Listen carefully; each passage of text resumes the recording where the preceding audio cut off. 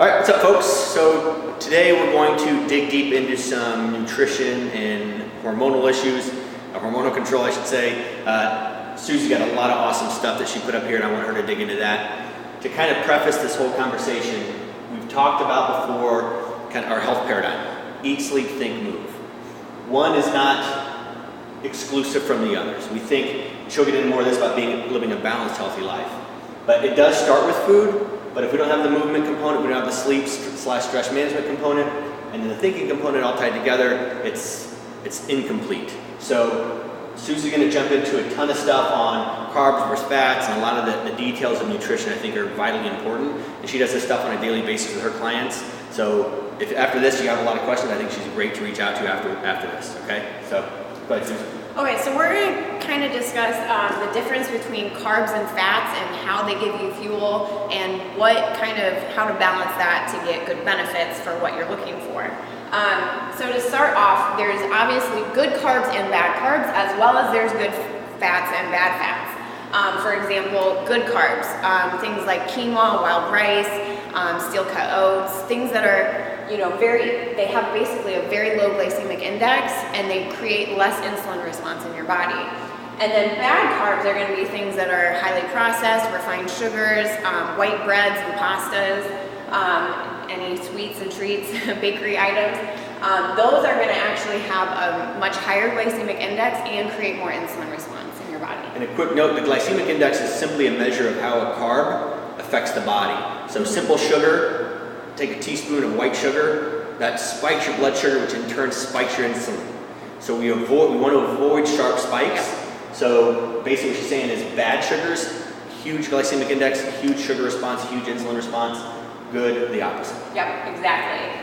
And then with good fats versus bad fats, so there's things that basically, good fats are going to be nature made. So they're not processed, they're not refined, nothing bad in them. Okay, things like coconut oil, olive oil, avocados, those type of fats are going to be really good fats for fuel. Bad fats are going to be factory made.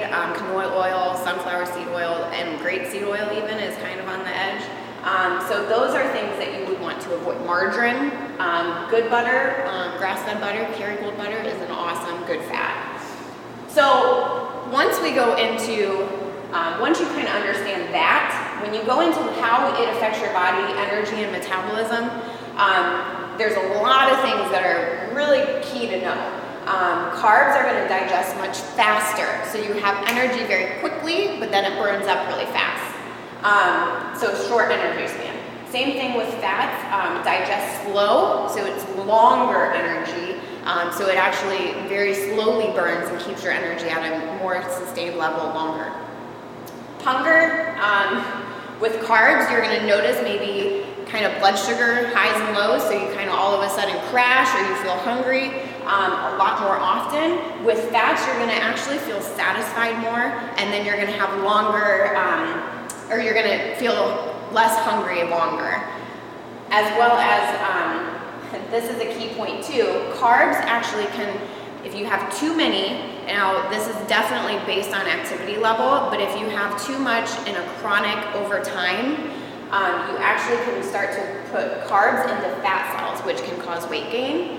On the other hand, fats actually, basically you're teaching your body to use that as a fuel source, especially with activity level. You can even burn fat at rest, which is key. So then you actually can cause weight loss or weight management, okay? When we go down into what causes metabolism changes, a lot of things impact our body on a daily basis, especially over time.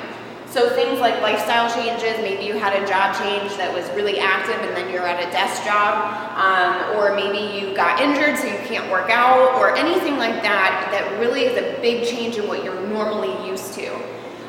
Too many sugar and carb intake over time, so you can create a chronic response of insulin, which then can lead to blood sugar issues.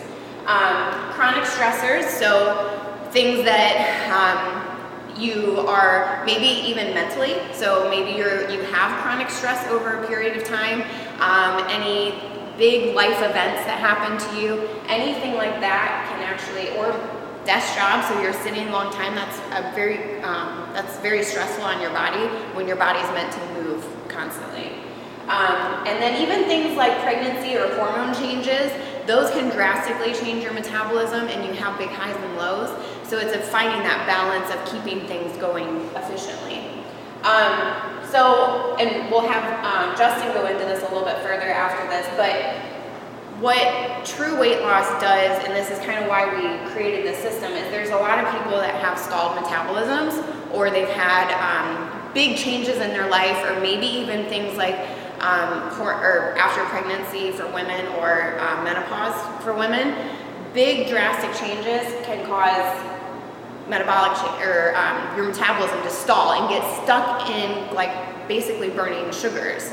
So we have to reteach it to burn fat as a fuel source and very easily switch between metabolic pathways so that it'll burn the sugars up really quick and then go back into fat metabolism. So resetting the metabolism. And then the biggest thing, no matter what, is learning how to live a balanced, healthy lifestyle. So this is where things that, it's not just about nutrition, it's about exercise as well. We could eat well, but if we don't move well, we really aren't creating optimal health, and vice versa. So if we eat, or if we work out all the time, we still have to eat well in order to get that optimal health. So that's where it really comes into play, where you need to find resources that can optimize your life in every aspect so that you can, reduce health risks and create a longer life. Yeah, absolutely. So I think that's key for the collaboration. So going back to up here, I think a good analogy I've used in the past from a carbs versus fats perspective. So think about it this way. There's 4 calories per gram of carbohydrates and 9 calories per gram of fat, all right? So imagine, it might sound like a goofy analogy, but you have 2 fires, right? You have firewood, kindling, and paper to start each fire. On one, you're using nothing but gasoline, right? Those are our carbs. Our body's preferred fuel is carbs because they can just turn it and burn it, turn it and burn it. On the other side, we just start the fire slowly, which would be just using fats, okay? After a while, the fire using the gas will completely burn out and be no fuel, but your body's gonna continually want that burst of energy. And that's where you get these highs and lows. That's where you eat a lot, you get really tired, you crash out, and you get super hungry, and you eat again. So basically all you're doing is trying to start a fire with nothing but gas. So you'll get those bursts of energy, but there's no sustainment. On the other side, if you start that slow fire teaching your body to use fats as fuel, then you can have a long-term process. And if you spend so much time, years perhaps, in this mode, then you do have to go through a process to reset all of that. It's not something you're gonna turn off really fast.